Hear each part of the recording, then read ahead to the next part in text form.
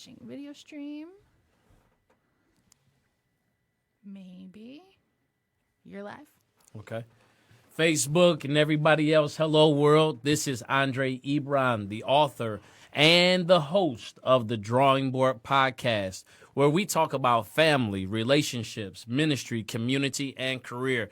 Tonight is going to be an exciting night. Actually, we're going to have a powerful, thought-provoking discussion that's going to challenge you to examine your life and reimagine the possibilities. Tonight, we're going to talk about the power of black male educators. We're going to talk about reality pedagogy. We're going to talk about the importance of, science, technology, engineering, arts, and math. And I happen to be able to share this platform with a brother who I know who's putting in work every single day to ensure that our children not only have a bright future, but that they even have an illuminated presence. So I want you all to welcome, give some drawing board love to my host this evening, brother Calvin Nellum.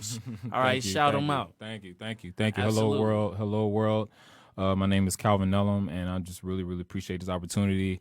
I watch interviews like every day. Like, that's my education. And so me actually having my own type of, this is like really powerful for me. So thank you again, Ebron. Thank you, Podcast Detroit. And we here. Absolutely. So yeah, that was the warm up. All right. So Facebook, you see us. You know how it goes. We're gonna have Kate count us down before we go live on air at podcastdetroit.com. For those of you that are watching and you may have family that's unable to sit and watch the podcast, please encourage them to go to podcastdetroit.com. For those of you that are looking to start a podcast, I have had an awesome experience with Podcast Detroit. So, Kate, tell us, we are in Royal Oak and we're in Detroit? Yes, we are. All right, awesome. All right, and it's nothing but an email away, right? It's true. Or a phone call or a Facebook message, anything. Contact us. Great. So nice, at this point, we're going to have Kate. She's going to count us down. You'll see another intro, and then we'll jump right into the heart of our conversation. If you have something you'd like to add, the phone number to call in is 248-579-5295. I'll say it again slow so that you can hear me. The phone number is 248-579-5295. If you want to weigh in on the conversation via Facebook, I'll see those later, and I'll respond. I'm not seeing it live at this point, but I want you to comment questions. If it's been good, give us a thumbs up, like, share, hashtag, post Black Male Educators. And let's go. Let's go. All right, stay tuned. Starting encoders. Intro. Tuned in to the Drawing Board Podcast, a powerful, thought-provoking discussion where we talk about family, relationships, ministry, community, and career. Let's see what exciting guests we have on our show today.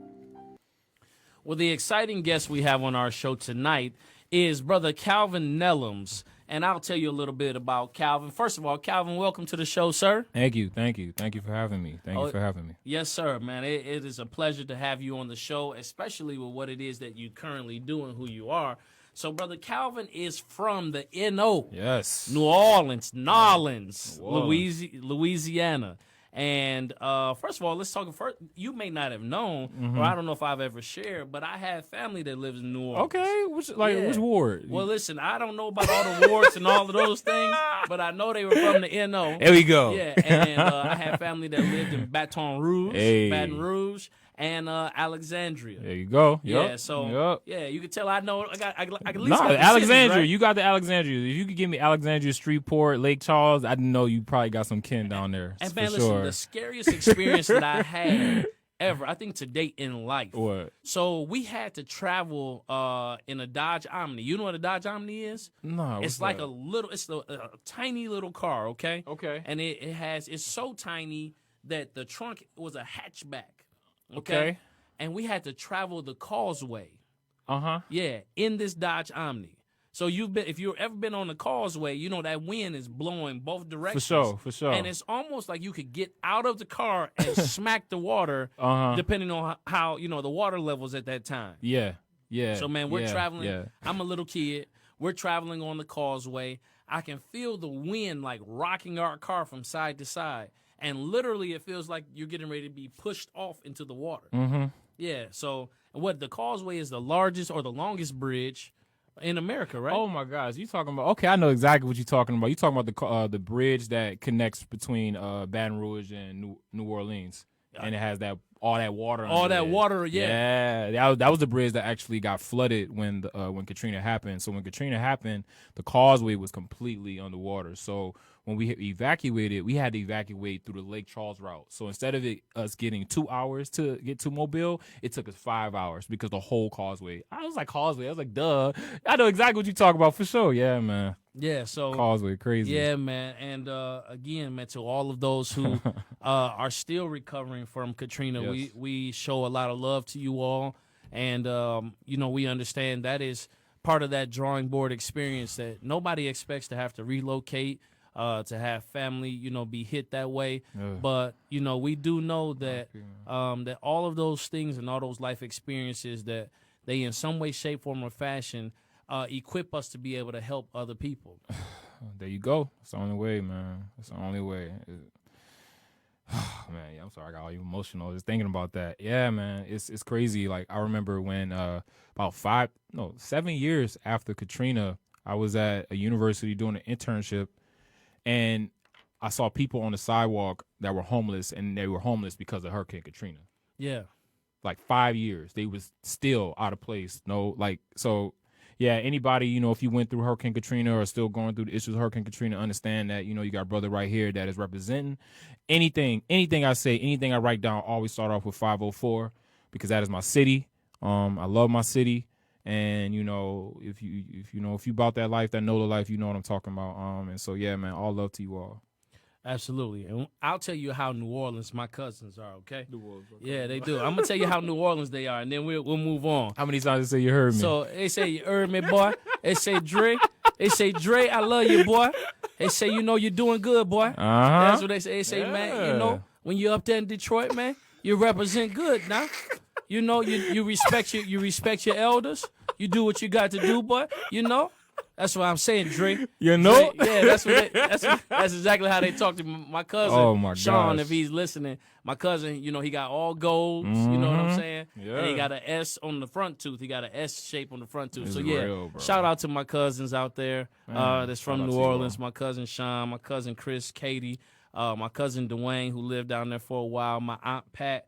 And my cousin Chantel, who was actually born in New Orleans. So, yeah, that's my connection to New Orleans. But then you happen to move to one of my favorite, when I tell you my favorite cities in the entire United States, you moved to Washington, D.C. Yeah, man. Yeah, D.C., Yeah, man. Maryland. Then, my family, actually, my dad's side of the family, the Ebrons, the McKeevers, they are all up and down the East Coast. So, like Baltimore, D.C., Delaware. Yeah. Philly. Okay. That's where like all my people live. So you happen to, of course we got family, but from where my first cousins lived, which was New Orleans, to now where my dad's side of the family lived, DC. Tell me about that DC experience. Man, we might be cousins, man. All We these might be, connections, yeah. man. Man, the DC experience really was like a complete flip over. In Northern Virginia, Detroit, DC, Maryland, Virginia area, the education is just like the best in the country. I can honestly tell you that. And my experience going there, my how can I say?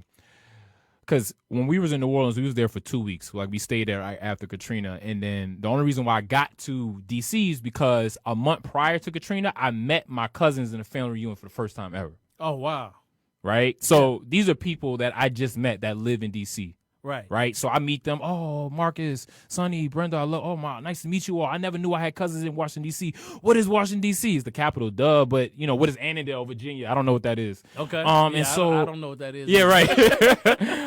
And so, like, when Katrina happened 2 weeks prior, my mom was like, you got to go to school. You got to go to school. I don't know how I'm going to get you in school, but you got to go to school. You're not going to be out of school just because, all this is happening. We got to figure it out. Call my cousin Sonny up, call my cousin Brent up.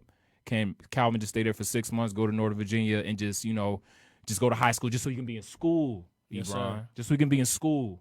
My mom, tears crying down her eyes. I remember it, crazy, man.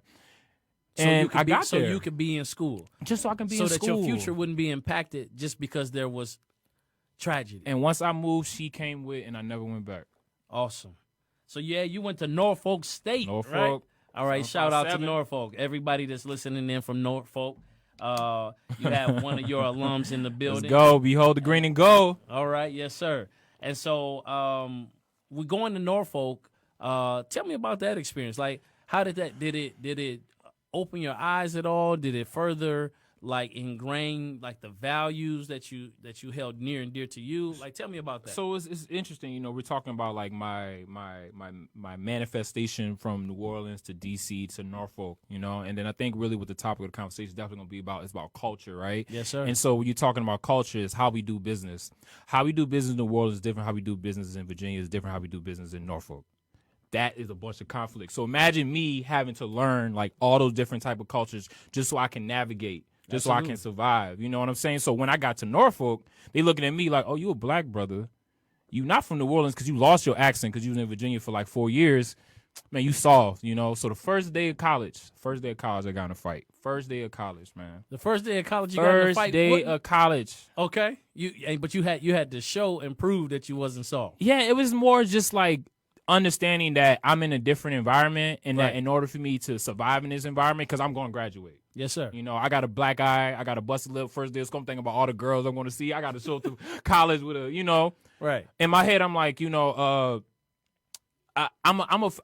a figure out how to navigate. I'm gonna learn the culture. I'm gonna embrace the culture. I'm gonna accept the culture. I'm gonna be in the culture. I'm gonna learn the lingo. I'm gonna figure out a way to be respected and accepted, and I'm gonna win it here. You know what I'm saying? I did. And I love everybody in Norfolk. Norfolk taught me everything. Norfolk taught me how to love music. Norfolk is where I met my wife. Norfolk is where my in-laws live. Norfolk, shoot, man. So many stories in Norfolk. I love 757. I go there almost every year. Obviously I got alumni association here. Yeah, but yeah, for sure, man. Norfolk. All right. So what's powerful though? Let's unpack that though. So Yeah. living in, when you talked about culture, you had a choice to make at that point. Particularly were you going to just not so much relinquish your culture and who you were and what you grew up with and those values, because coming from New Orleans and then moving to D.C. and then going to Norfolk, it actually diversified your experience. But one of the things that was powerful that you shared, though, is that you said the culture is the way we do business. Yes. And what you were committed to doing, though, was learning how business was done in that environment, There you go. mastering it, and then conquering it. Yeah. Where so many, and we're talking about black males in education and reshaping the narrative and debunking the myths and empowering youth. So many of our youth do not go into new environments to learn how business is done in that environment, but yet will expect that environment will at some way yield its culture to their culture. Yeah. And then get upset when things aren't working. Exactly. Like, it's mutual. It is. It's no superiority, inferiority thing. It's none of that. Okay. It's all mutual. It should always be mutual when you're meeting someone that is completely different from you, even if you got more money than them. You should always accept them as an equal and, like, look at them like you can learn something from them. I learned how to talk from this guy named Safari, right? Listen, man.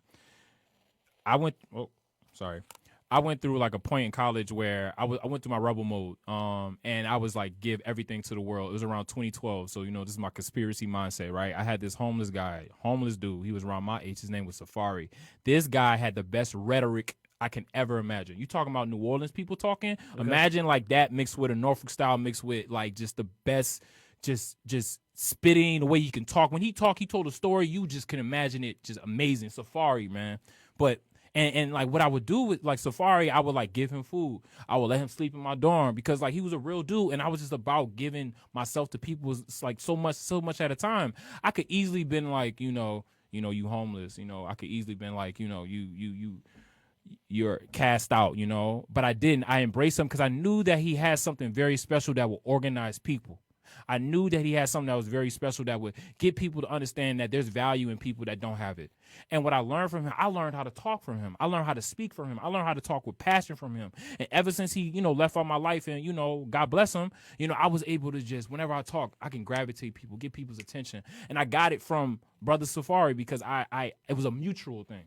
Right. Yeah. So you acknowledged the power of his humanity. Yes. And it allowed a relationship to occur. I was sharing before you came on that before we can ever change or shape a culture, or people go into these realms of idealism, before you can do that, you have to connect first. Yes. And so me listening to that story or what you're sharing is that you connected with Safari based upon your need at that moment to just share and give yourself, and then you were able to learn or garner some skills from him Yes. that have just impacted your journey, not just as an educator, but as a man. Yes, as a man, definitely as a man. Awesome. So let's talk about now. Okay, so again to Norfolk, Calvin, you have created your alumni association for Norfolk, Yeah, right? yeah. So for Norfolk State, anybody listening that knows someone who graduated from Norfolk and you're now in the Detroit metro area and they're looking to reconnect with somebody who can identify with those experiences Yeah. at Norfolk,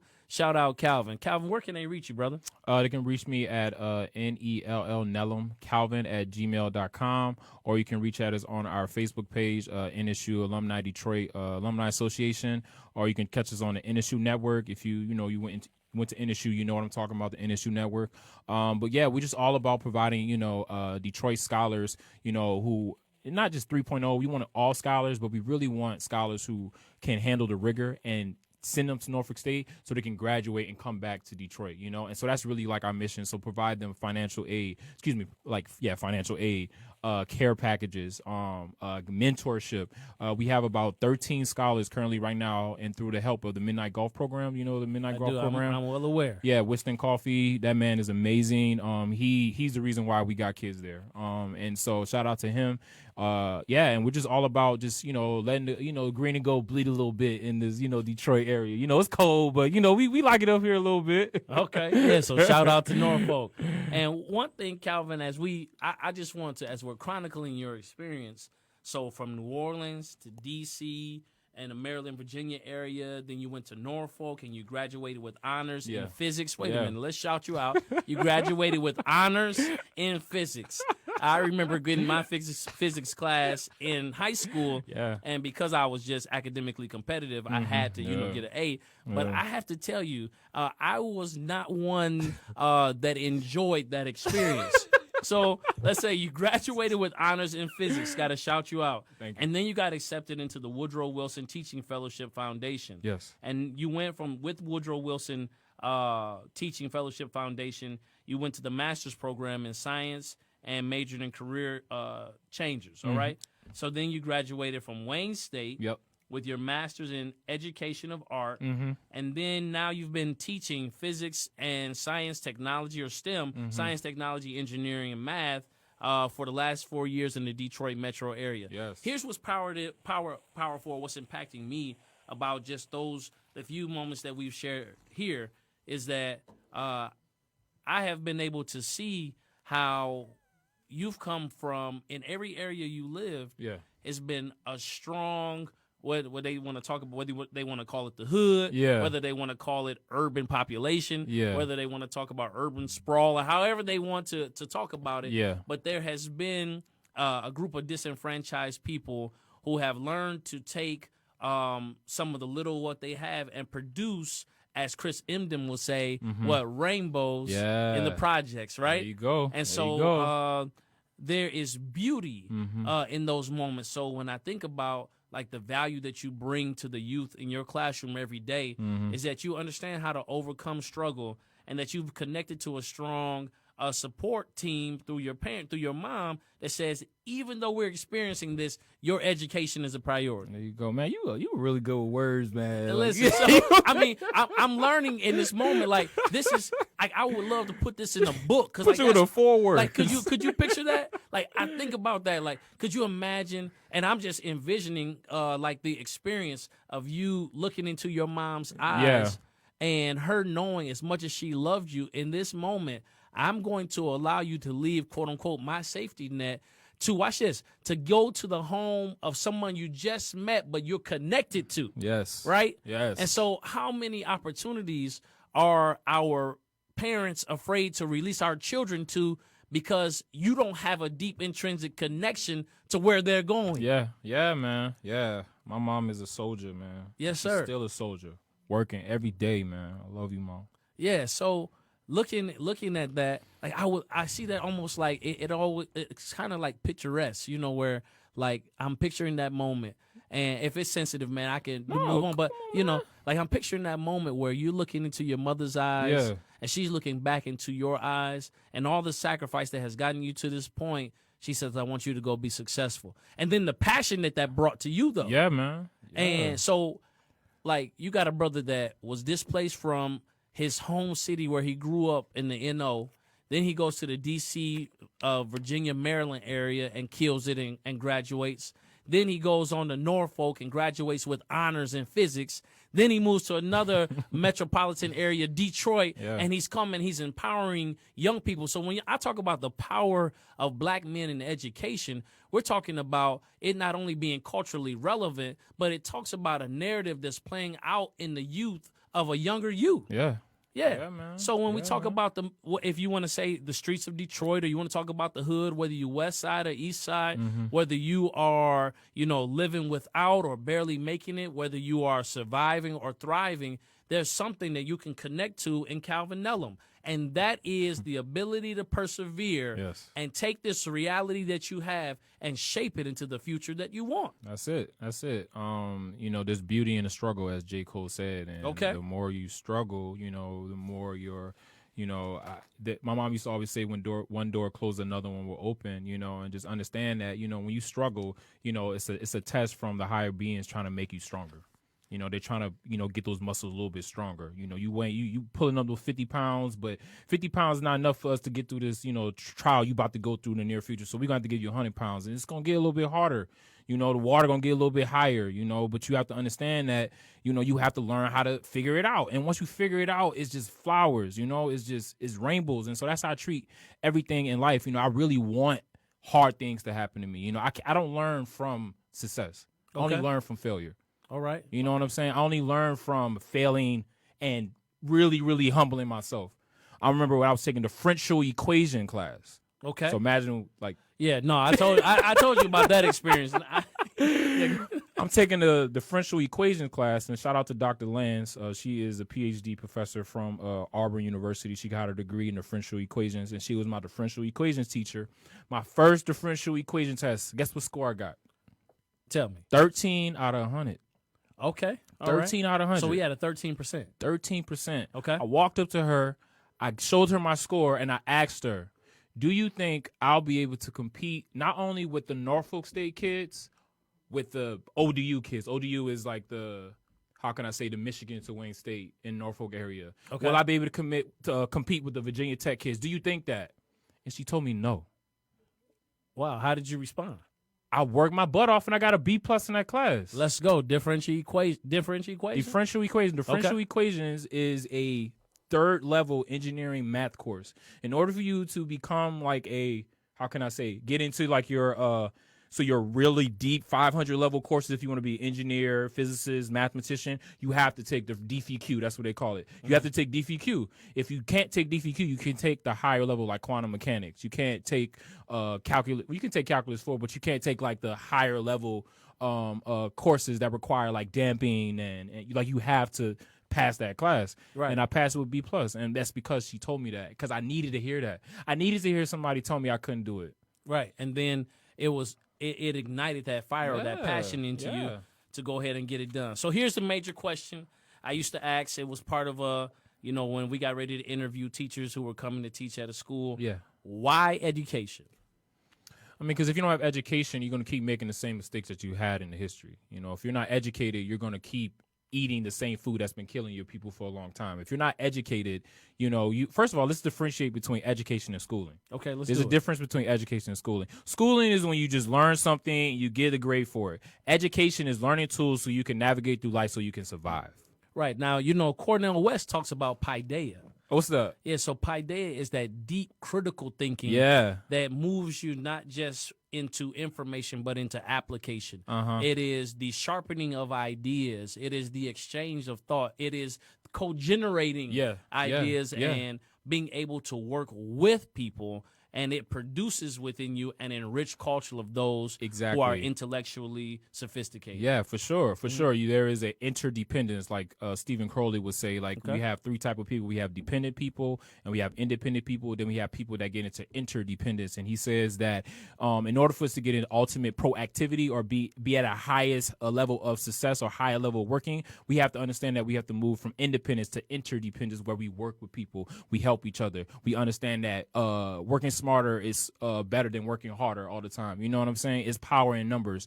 And so we have to, understand that for sure. And if we Sure. translated that or we tried to simplify it, it would really just be the result of a healthy community. Yeah. Yeah. Economy, man. Jobs. Like if when you're educated, like again, like going back to what I said, if you're educated, you will learn the mistakes that your people made in the past, and you prevent yourself from making it. So, for example, I educated myself on health.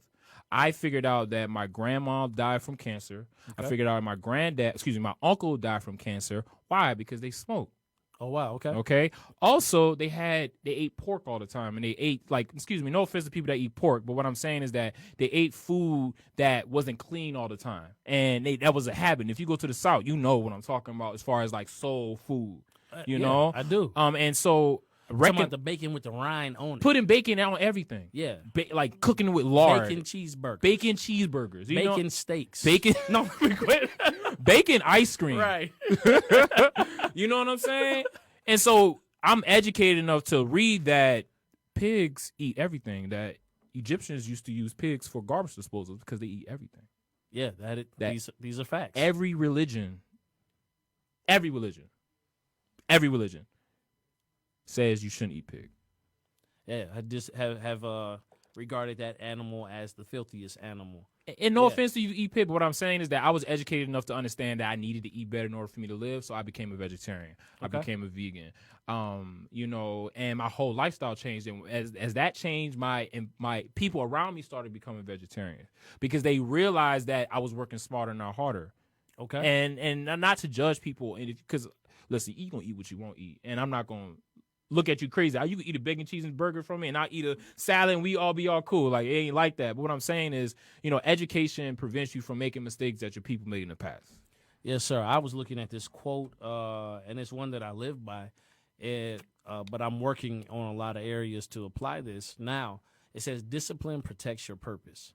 Ooh. But without diving into that, because I could talk about that forever, the Discipline. heart. Say it again? Yeah, discipline protects your purpose. Okay. And so in areas where Yes. you intend to be very purposeful or develop some meaningful interactions, there has to be some order, structure, some discipline. And discipline in my household is all about teaching. Discipline in the realm where I work with students is not about punishing, it's about teaching. And so if we begin to take the lens of discipline from punishment and it being punitive to now it's a teachable Learning moment. experience. Yeah, learning experience. I always say it's a teachable moment if moments were teachable, Yes. right? But that's why we're here today. So I ask you, Brother Calvin Nellums, why do you teach? I mean, I teach because, that's how I felt that I could give to my people.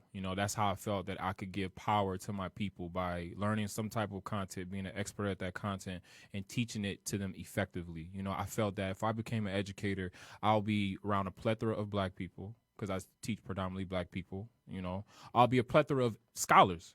That's it, And my mantra is love, and so if I could allow them to learn love through physics, learn love through STEM, and understand that working smarter is better than working harder, and we can understand that we need to work hard in order to be excellent, I could better my people. That's how I felt that. And so every day when I wake up and I'm in front of my class, I'm not only trying to teach them physics, I'm trying to make them love physics. Okay. So they can come on my class like, I want to be a physicist. You should have been my teacher. I would make it so engaging where I'll take a rap and I'll take the content and I'll put it in the rap, and then I'll say I'm a physicist lyricist from Emden, and I'll say the whole rap in front of the kids, physicist lyricist spitting this ridiculousness, so when is these lyrics I dismiss? Emden. When kids see that, they not only look at me as like a educator, they look at me as like, dang man, that's a cool dude. I They would like say, cool. "Oh, That's like man, cool. Yeah, Mr. Nellum, you got bars. you got bars. Right. That's exactly what they would say. They'd be You like got bars. Right. Yes, sir. Yeah, and so like, why teach? Because like you are a natural leader. If you teach, you are a comprehensive. You're a forever learner. You are you become a sage eventually. You understand that knowledge is power. You become a staple for your community, for people to look up and follow you and be example of. Like, think about it. Like, communities go down because schools go down. Absolutely. Schools goes down because teachers don't teach at schools, or there's not enough teachers to teach the kids so they can make the score so the school can stay alive. So let's talk about that for a minute, because there are organizations that have sought to answer that question of there not being enough educators in the classroom for the growing population of kids, particularly in urban areas in the hood. Yeah. Which has resulted in maybe some people choosing second careers and going into education, or some people, going and getting a 4-year degree, then getting a 1-year teaching certificate, and then coming in with this idea of, I'm going to save all of the poor black babies, or maybe the poor white children that are in these neighborhoods, but particularly like kind of having like the savior complex, like I'm going to save these children. And so talk to me about more or less when you chose to work in the urban area, the goal was in some ways altruistic, to say, it was a deeper connection to your community, to say, I have something of value. I'm not only going to learn this, I'm going to become an expert at it. And you're still practicing to, getting that expertise. And then I'm going to come back and empower you. And organize. Yeah. Organize. I mean, the biggest, like I'm talking about, like, specifically for helping impoverished people. Like I picked the urban area for a reason. It's because we're not organized. Okay. You know what I'm saying? And so if I am a good, effective teacher, I'm obviously organized. I'm consistent. You know what I'm saying? I meet things on a daily basis. Unfortunately, some of our kids don't have organization in their lives. You know what I'm saying? And so Stokely Carmichael said one of the biggest things wrong with black people is that we're unorganized. And so if I can be a teacher that's organized and consistent and effective, I can empower them. Now, you're talking about the savior complex. Those are the people that can't differentiate between being pity or compassionate, or being sympathetic versus being empathetic. Okay. If you're sympathetic, you're just trying to understand the kid's perspective, but you're not putting yourself in their shoes. Yeah, so if you're empathetic, you're putting yourself in their shoes. That's good stuff. And even if you were a 12 and they were a 10, yes, you need to make sure that you learn what it is to walk in their shoes. That's it. And then when you understand that, you will understand that grades are secondary. Like graduate. Wait a minute. So, listen. Wait, I know. okay. I'm about to say something really powerful. No, that was powerful. But I'm getting ready. I was getting ready to say something about that. No, so grades are secondary, but I hear so many people argue with their children about, oh my God, you got an F in this grade, or you got a C. And I have seen on the converse side, children that are in 5th, 6th, 7th grade, 8th grade, some in high school, like literally stressing to the point of exhaustion, Yes. Because they're trying to get this grade. But I want you to finish that statement, though. Grades are secondary. Like, explain that thought. So, I can't remember the guy's name, but he said schools today kill creativity. Okay. In right? what way? In what way? So, they don't have culture. What do you mean? Like they don't have, So, for example, schools are made to provide kids opportunities so they can work in the job force. But currently right now, and this is I believe the paradigm for a lot of young black youth, they don't see the connection between what's being taught in school and the job that's going to be there for them. Right. And the relevance. Right. And so for example, in like 1960, right, those are when that was the Industrial Revolution, where we had factory jobs, we had blue collar jobs more than actual like technological jobs. And the schools were made specifically to work like a factory. Yes, they were. Right. Right. So what happened was you had this technological revolution. You had hip hop. You know what I'm saying? You had the music industry. You had the entertainment industry. You had so many things pop up out of this TV. right? Right. That was like the attraction.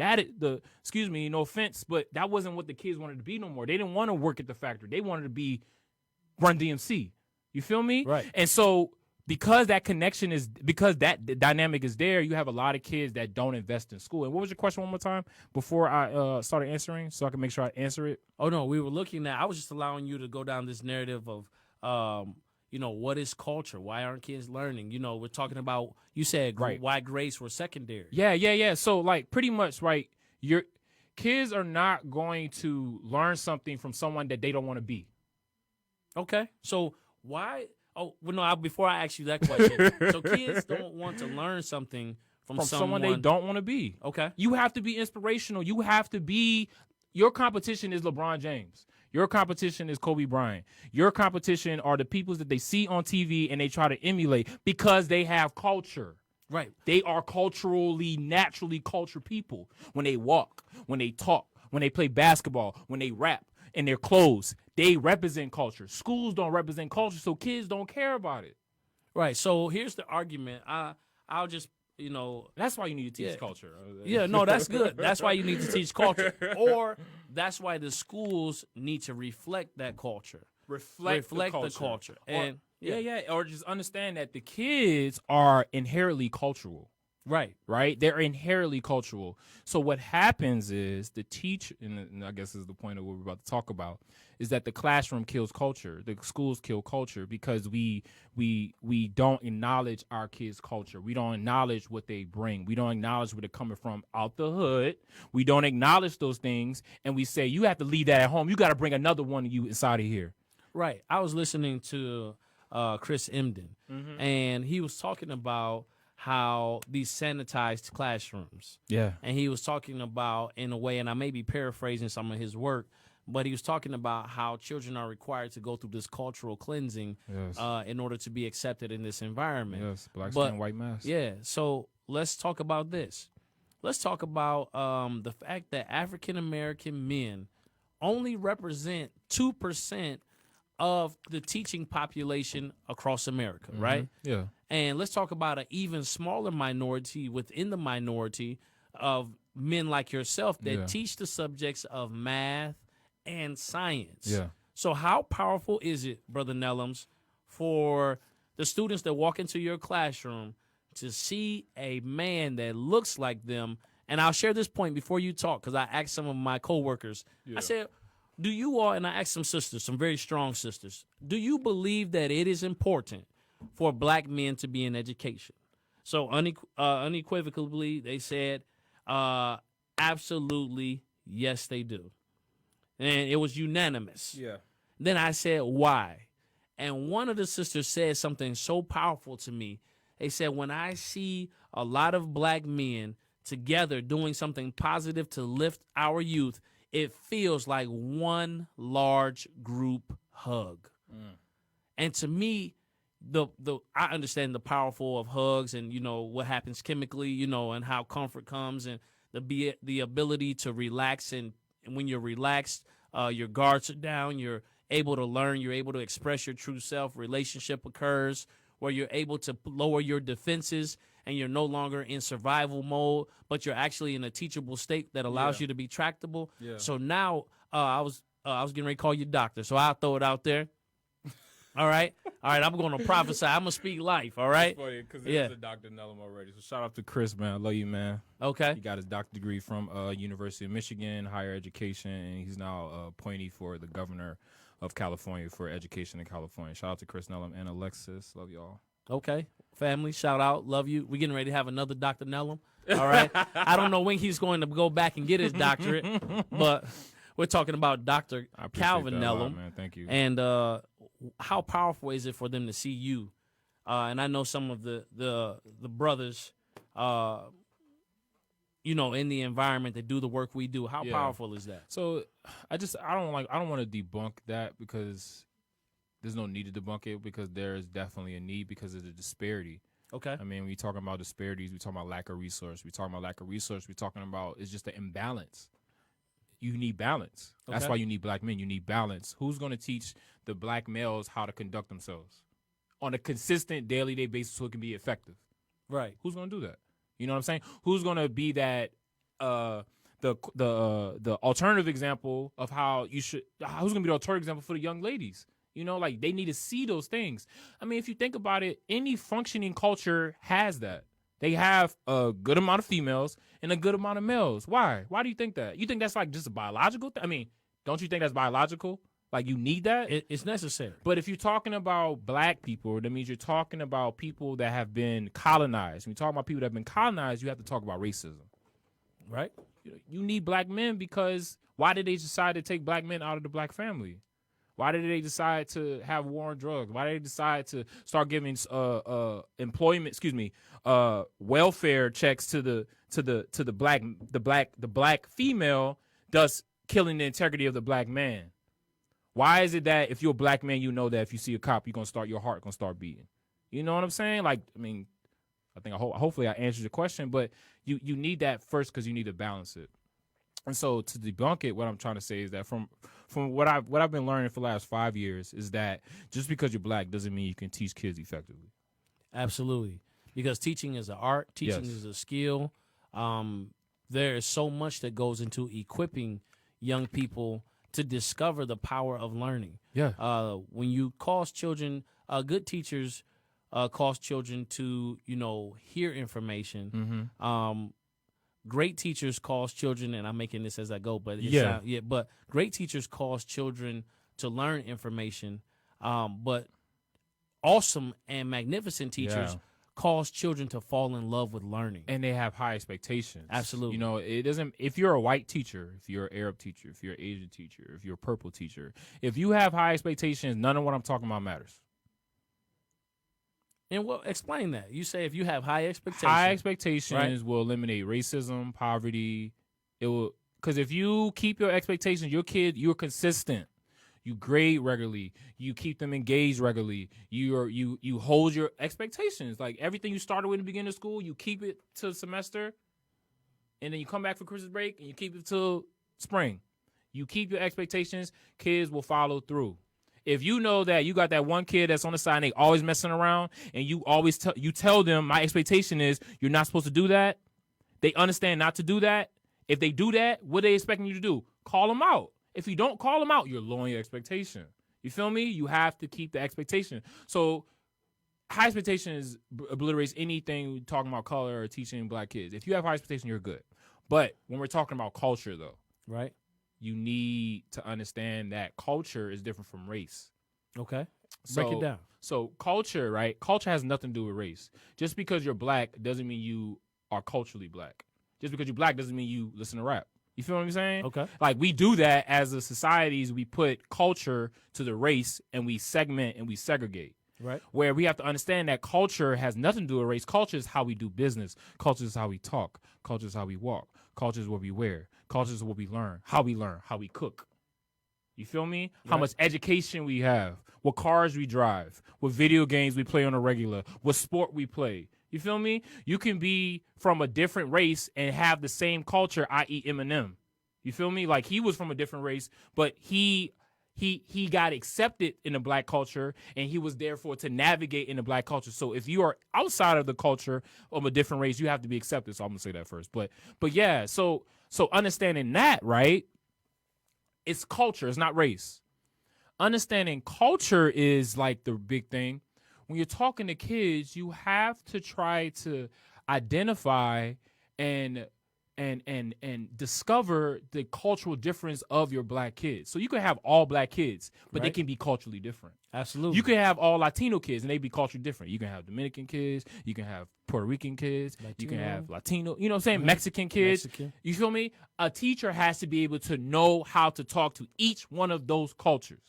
That's true. So let's break it down. So now let's speak to our teacher friends, our co-laborers in the vineyard or the field of teaching.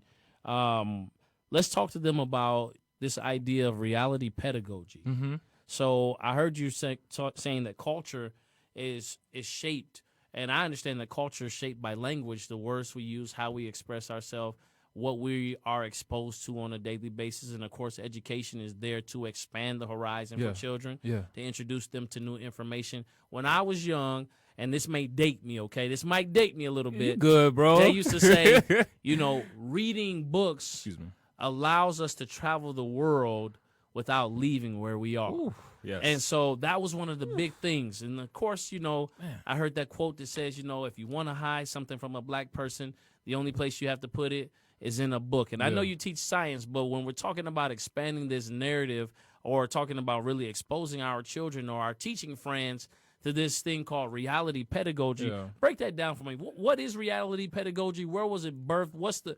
mindset? How do someone begin to live out the framework of reality pedagogy? Yeah. So if you're a teacher who I said again, you carry with high expectations and you're effective, you're probably already doing these practices. Nothing's new under the sun. It just gets renamed. Kobe Bryant is Michael Jordan. You feel me? But, wait a minute. Hold on. Hold it. No. We listen. Push stop on the tape. It's the fadeaway, man. When he does that turnaround fadeaway, he said it himself. Listen, there's a Kobe foul. said it there himself. is a foul on the play. Oh my God. Listen, no. Kobe didn't say it Send himself. me to the line. I'm shooting three. Bro, I remember he said it on ESPN. No. And notice who said it. Michael Jordan didn't say Kobe Bryant. But, Kobe Bryant. He said it. Right. So it's always the person trying to identify with the. Okay, I digress. Egyptians had electricity. We have electricity. There we go. All right. So, okay. All right. So pretty much nothing new on the sun. And so reality pedagogy is the reality of your kids. And you're teaching, that's what pedagogy means. You're teaching from the reality lens, the lens of the kids You're teaching from the perspectives of the kids' reality. That's it. And in order for you to do that, you have to engulf yourselves into the kids' reality. So reality pedagogy consists of 5 C's. The first C is cogenitive dialogue. Cogenitive dialogue is a cogen. It is a cogeneration between you and your kids. And you're talking about how can you make your class better. You're establishing equality. You're establishing a DJ. You're establishing a group. You're establishing affirmations. You're establishing a family first. Okay. You cogenerate, right? That's good. What is the problem? You talk about it. My class is boring. Y'all always falling asleep. How can I do to keep y'all from falling asleep? Mr. Nellum, listen, man, we only fall asleep because it's hot. Oh, that's next time, just open a window. All right. That's cogen. You feel me? Yes, all right, sir. that's a cogen. Second C, co-teaching. So now you've talked to your kids about your class. So you're not only going to take that information that your kids told you, the feedback, how to teach this kid better or how to say this better or how to start the class and end the class or how to be more engaging. You talk to those kids, right? You got the information. You're not only going to take the information and you're going to facilitate it, they're going to do it. So you mean that I could share the power in my classroom? Yes. By allowing a youth, a child in my room, a scholar in my room, to teach the class, and I just help guide the facilitation. Yes. You become. Wait. I give children in my classroom power to instruct their peers. Yes, you giving them power. You gave them the power. You already accepted them to your family, and now you saying, listen, fam, you got to roll. You going to help me drive this ship. Okay. Because if I crash, you crash. If you crash, I crash. So we got to figure out this together. I don't know how we going to do it. You don't know how we going to do it, but we going to figure it out. You feel me? And so that's co-teaching. You are becoming the facilitator and the kids become the sages on the stage. And so 3 things on why you want to do that. First of all, classes are becoming bigger. Okay. So you cannot teach a 60+ class with just one person. You can't do it. And if you're doing it, you're working harder, not smarter. You mean I don't work in education to be the sage on stage? So I'm sorry, what'd you say? I don't work just in education to be the sage on stage? Just because you got that amazing degree that looks so beautiful and you work so hard to get, just because you think that you got it, it's not enough.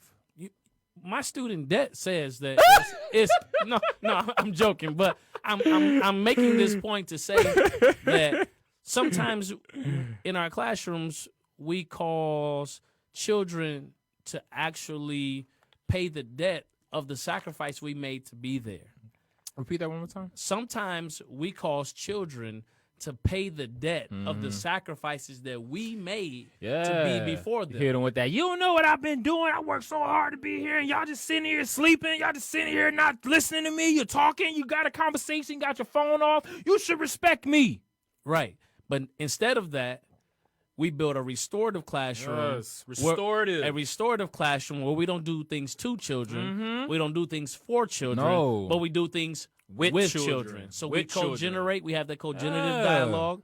We have, then that leads us into co-teaching because if we are family, then I make you aware of your role. Yeah. And what's the next C? So next C is cosmopolitanism. Cosmopolitanism. I think that's it. Yeah, I believe okay. that's what that works. And it's nothing that's too esoteric. It's just the law. It's the principles that we guide by, you know. So I think a great example of co-teaching and co-generative dialogue is gang culture. Okay. So gang culture is one of the highest influences of young black men, because once they become adolescents, their influencers don't become the schools or their parents anymore. It becomes their peer groups. Indeed. You know, it becomes their friends. It becomes the people that looks like them, their age, that talks like them, acts like them. That is their primary influencer. And what happens is when you don't have a cultural school, you lose your kids to gangs because they are culturally competent. They know how to identify. They know how to talk to the kids. They know how to talk to them. They know how to inspire. They give the them, to kid a motivate job. They look on like a spot. They look like who they want to become. And so that word you just say look like, that's called vicarious social modeling. And that is how co-teaching, that's why it's so amazing. Vicarious, you see yourself in someone else. Social modeling, you're seeing someone that is modeling the education. So, for example, if I have 5 co-teachers, that means that I've talked to those co-teachers about the content that we're talking about. So say the content, we're trying to program a VEX claw bot, and we want to turn on 4 motor controllers. I've already talked to these scholars already a day prior. Right. They know how to do the assignment. And so now when I initiate the assignment, I'm going to have 5 scholars helping. They're going to have like 4 kids, and they're going to teach that. And it's vicarious social modeling because the kids that are teaching them look exactly like them. And because they look exactly like them, they are, how can I say, they're seeing, and because they're effective, they're seeing an example of what it's like to be a computer scientist in their shoes, or a scientist in their shoes. And if they're right and they're getting it right, so for example, a kid helps another kid and that kid helps the kid get the correct answer, they're like, dang, I got that right. Who helped me out? My friend helped me out. Okay, friend. So next time we in the class, we gonna figure out this problem. You know, you creating like this type of like, you're creating culture. You feel me? Because kids are now helping each other and talking about science because that is the objective. And they have no choice because that is their grade if you're a co-teacher, you know? And cosmopolitanism is just the principle. The principles are just the rules that we follow. It is the laws that we govern. And gang cultures, they have rules, right? That's like, it's like the unwritten rules. And I'm not in a gang, so I can't really tell you about the rules. I'll just be fronting. But that cosmopolitanism is just the law. It's just the rule. It is just if we break this, you hurt not only me, you hurt the family. It's like the Constitution. Okay. In African culture, we had an African Constitution where we had each African person based off their age, they had a different type of role. So if you was 13 and 17, you were the kids that helped build the houses. If you were below 13, you just stayed in the yard. And then if you were above 17, you were the ones that were in war, or the ones that were the leaders. You got married. And if you were plus 30, you went into the sage mode where you're not only an educator, but you're becoming a sage. And then once you get in that plus 50 age, you become a councilman, right? But it's all groups. It's all orderly. It's all has laws and principles they abide by that allows this economy and family to thrive, for not only just for a moment, but for longevity purposes. But it also gives sight toward, or gives foresight to my natural progression as a man and where I belong. Yes. So in the work that we do, oh my gosh, yes. It becomes increasingly apparent that we as black male educators have to show our kids the process. Or if we were talking about how that relates to, especially in cosmopolitanism, we have to give our kids the game. And so when it boils down to it, if I don't give you the game or if I don't teach you, I was talking to one of my students this week, and I said, you're so busy talking that when someone gets ready to give you the truth about how to actually do this or an effective way to do it, Right. you're only silent long enough to speak again. Yeah. Yeah. Yes. And it's nothing wrong with independent thought.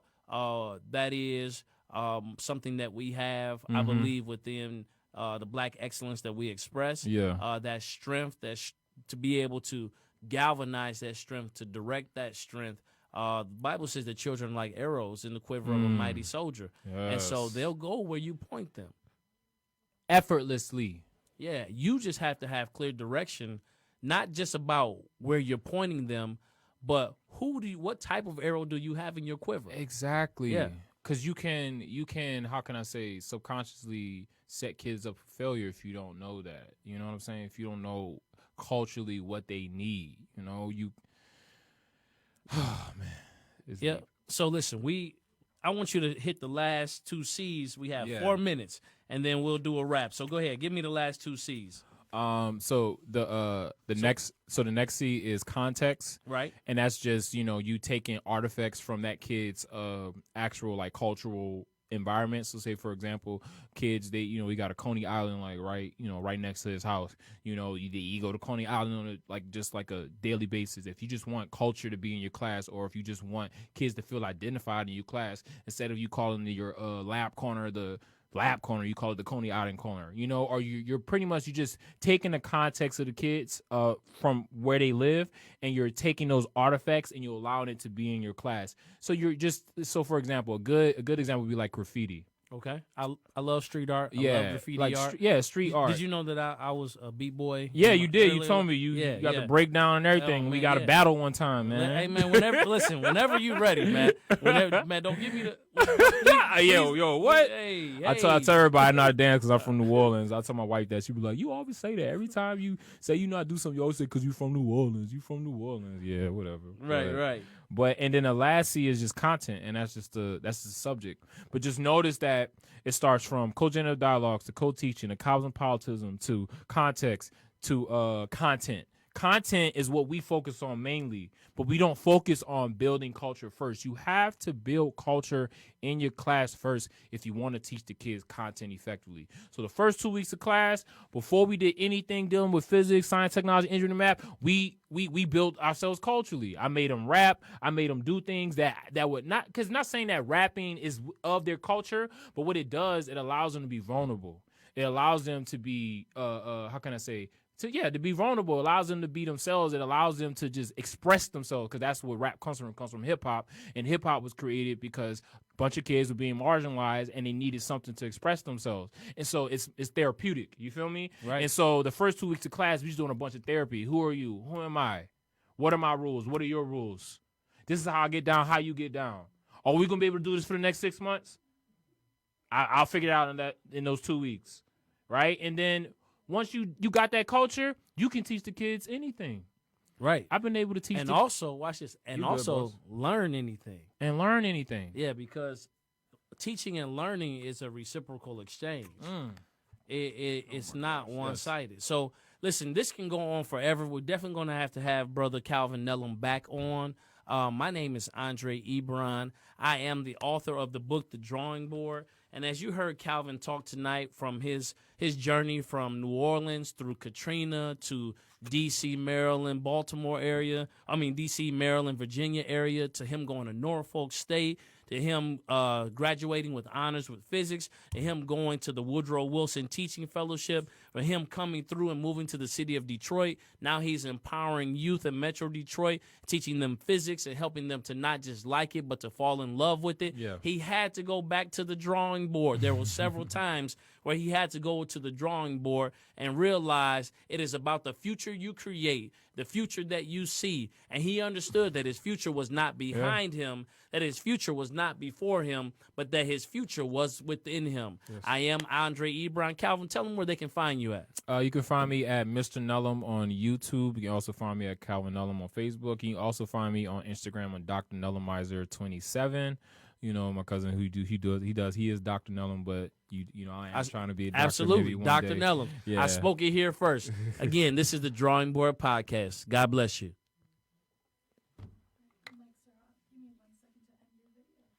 Okay. How was that? Oh, it was great. I mean, I felt like what I wanted to give them was you. I mean.